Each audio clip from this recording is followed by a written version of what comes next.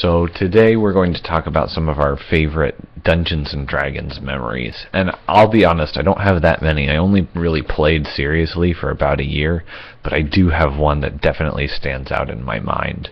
So, we were introducing a new person to the party who had a reputation for building extremely overpowered characters that nobody could kill, and it was just, they'd come in, they'd steamroll everybody, and we could kind of just watch as our enemies fell down before us, which is kind of fun for a few minutes, but then it gets pretty boring.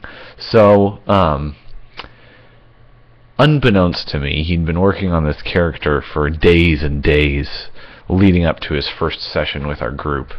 And we were doing our Dungeons and Dragons thing, playing in a dungeon, and I found the suit of armor that I really wanted, and it had like a wooden mannequin inside of it, but I wanted to put it on, and I think it was made out of adamantium or some other super hard material, but I couldn't even get the helmet off of it. And me being the archetype of a fighter, disregard most life, cut everything to pieces, and worry about the consequences later, I say, hey, can I use my sword that ignores hardness and open it like a can opener?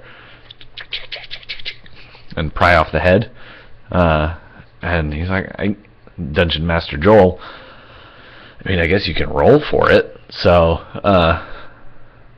of all the times in my life that I've been overjoyed to roll a natural 20, this one stands out as probably my favorite. So I roll my natural 20, I use my greatsword that ignores hardness and pry the head off of this adamantium suit of armor with a wooden mannequin inside, and Joel just sort of sits there, jaw drops, and he's like, oh, can somebody text Joe, who's the guy who's supposed to join our party the next session?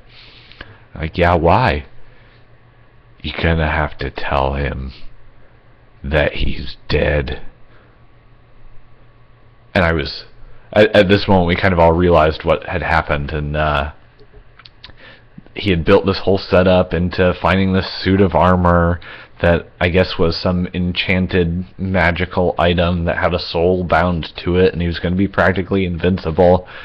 And of all of the ways that he could have died, which was like 2 or 3, this was one of them.